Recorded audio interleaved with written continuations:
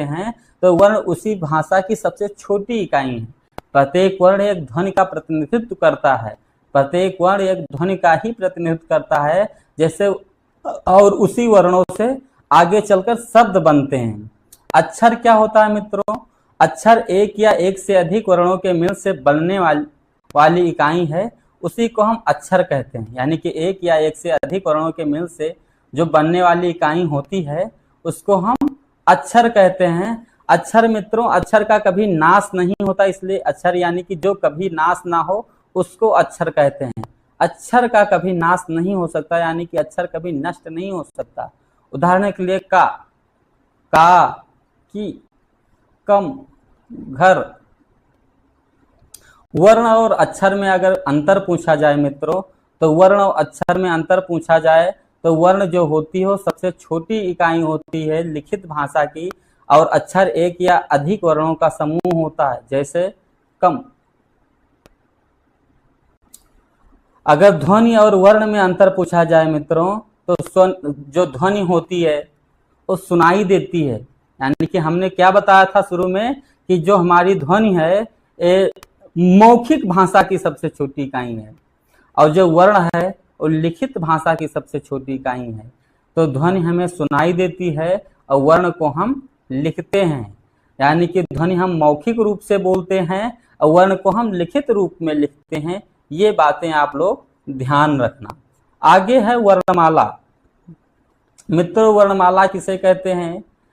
तो किसी भाषा के सभी वर्णों के क्रमबद्ध समूह को हम वर्णमाला कहते हैं। क्रमबद्ध समूह क्यों मित्रों? क्योंकि कोई भी भाषा है उसकी वर्णमाला एक सुनिश्चित एवं क्रमबद्ध समूह में ही होगी। अगर कोई भी भाषा के वर्णों को हम अगर क्रमबद्ध समूह में ना रखें, वैसे ही समूहित कर दें, तो वो वर्ण समूह होंगे, लेकिन उसे कभी वर्णमाला नहीं कहा जा सकता। यानी कि वर्णों के समूह को केवल हम वर्ण समूह कह सकते हैं, लेकिन किसी क्रमबद्ध वर्णों के समूह को ही हम केवल वर्णमाला कहेंगे।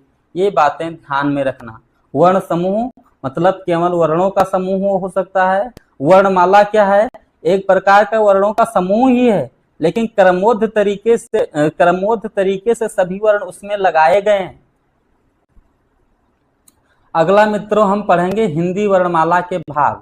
हिंदी वर्णमाला के भाग में मित्रों, हिंदी वर्णमाला के 3 भाग होते हैं, स्वर, व्यंजन और अयोगवाह।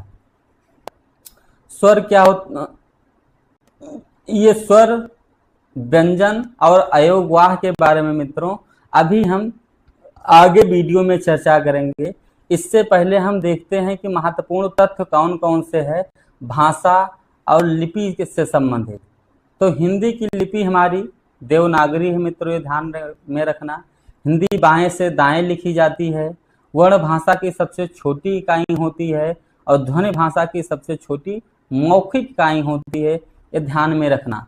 क्यों? क्योंकि ध्वनि को हम बोलते हैं, ध्वनि एक आवाज होती है, और जो वर्ण होती है वो हम लिखते हैं तो लिखित भाषा की सबसे छोटी इकाई है।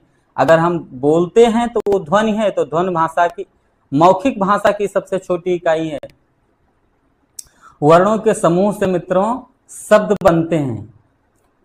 प्रतियोगी परीक्षाओं में पूछे गए कुछ सवाल भी आपके लिए लाए हैं मित्रों। कभी कभी पूछ लिया जाता है कि हिंदी की लिपि कौन सी है, तो हिंदी की लिपि गुरुनागरी है, देवनागरी है नहीं। हमारी हिंदी की जो लिपि है वो देवनागरी है। जो अंग्रेजी की लिपि है वो रोमन है, और जो पंजाबी की लिपि है नहीं, पंजाबी भाषा की, वो गुरुमुखी है, और जो उर्दू भाषा की मित्रों है याद रखना वो फारसी है। भाषा की सबसे छोटी इकाई लिखित इकाई में क्या है? तो वो वर्ण है नहीं। अगर भाषा की सबसे छोटी इकाई मौखिक इकाई में पूछते तो वो ध्वनि हो जाती, लेकिन यहाँ पर लिखित इकाई पूछ रहे हैं तो मित्रों ये वर्ण है। ध्वनि का लिखित रूप क्या कहलाता है?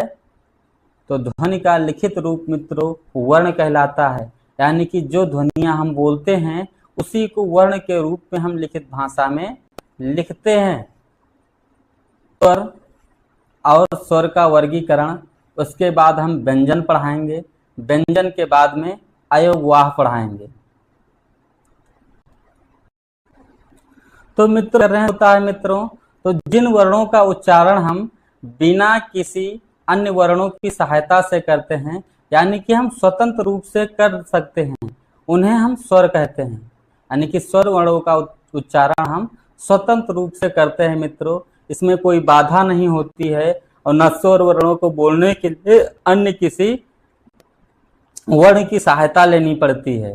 स्वर को अगर देखें मित्रों तो स्वर की संख्या हिंदी में 11 है, जैसे छोटा, बड़ा, छोटी, बड़ी, छोटाऊ, बड़ाऊ, री, ये, आए, वो, आओ, ये सभी 11 स्वर हैं मित्रों।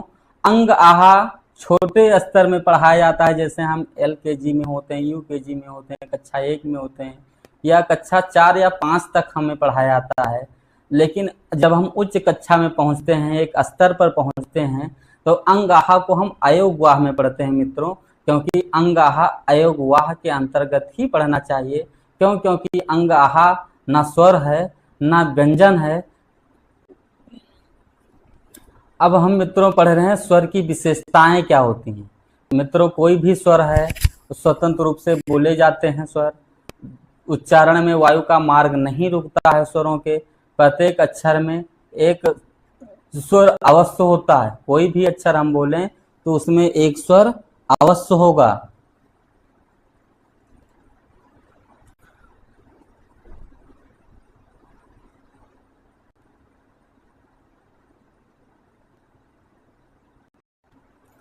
तो मित्रों स्वीकरण है मुख्यतः 6 आधारों पर किया जाता है, जैसे उच्चारण में लगने वाले समय और मात्रा के आधार पर, रचना बनावट के आधार पर, जीभ के भाग के आधार पर, मुख के खुलने के आधार पर, होठों की आकृति के आधार पर, उच्चारण के आधार पर। मित्रों पहले स्वर पर हम चलते हैं, मात्रा, उच्चारण और समय के आधार पर। अगर मात्रा, उच्चारण और समय के आधार पर मित्रों देखें तो पहला स्वर होता है ह्रस्व स्वर, जिसको हम लघु स्वर या एक मात्रिक स्वर के नाम से भी जानते हैं। मित्रों ह्रस्व स्वर को हम लघु स्वर भी कहते हैं और एक मात्रिक स्वर भी कहते हैं। ह्रस्व स्वर की अगर परिभाषा देनी हो तो हम लिख सकते हैं जिन स्वरों के उच्चारण में कम समय लगता है, यानी कि जिन स्वरों के उच्चारण में केवल एक ही मात्रा का समय लगता है, उन्हें हम ह्रस्व स्वर कहते हैं।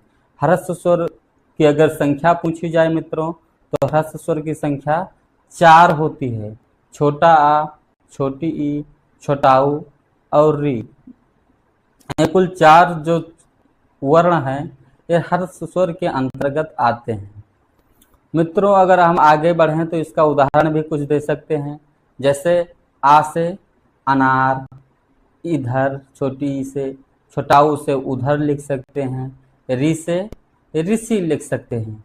यानी कि ह्रस्व स्वरों को का प्रयोग करके, यानी प्रारंभ में प्रयोग करके भी अक्षर बनाए जा सकते हैं।